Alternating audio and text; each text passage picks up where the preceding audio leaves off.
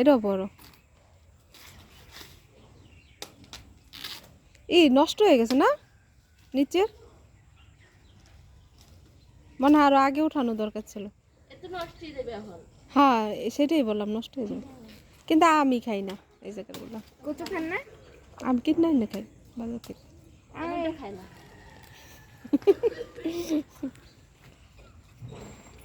এরপরে এটা নিয়ে কি করবো? নিয়ে হালে দিবেন। নিয়া একদম পরিষ্কার করবো কেমনে? এই যে বটে যে যেরকম করবেন ওই রই তো লই আগে। মাশাআল্লাহ মাশাআল্লাহ। কই নিয়া কি করব? নিয়া ফালাই দিবা আবার কি করবা? আমি তো এটাই করলাম। নিয়ে ফালাই দিবেন, এগুলো কেমনে খাইয়া জানে না। আরে বাসা থাকেন আমরা বাইরে নিয়ে আসে পরিষ্কার ইটি করে অতটুকু কাটা নিয়ে আসে না এটুকু এই যে হয়। হ্যাঁ তো আমরা তো এটা খান না। ও এটা খায় না মানে? এটা খায় না? আপনি তো এটা খান নাই। কি জানি বা আমি চিন্তাছি না এটা কেন তো ওটা এটা সাদা সাদা যে ওটা না? হ্যাঁ ওটাই খাই। আরে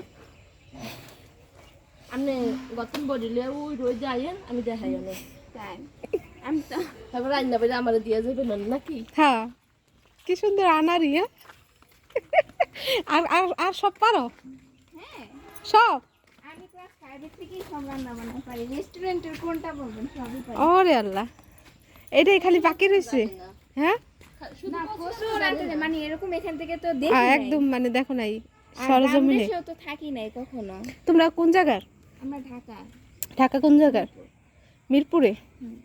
মিরপুর 12 নম্বর। আমার নানার স্থায়ী। ঢাকা শহর আজব শহর। গ্রাম দেশে যে যে এটা খায় কচু আমার অনেক ফেভারিট, কিন্তু ওই যে বাজার থেকে তো একদম ক্লিন থাকে না, আর এখান থেকে তো তুমি এটাই নিয়ে ক্লিন করো, দেখবা বাজার হয়ে গেছে।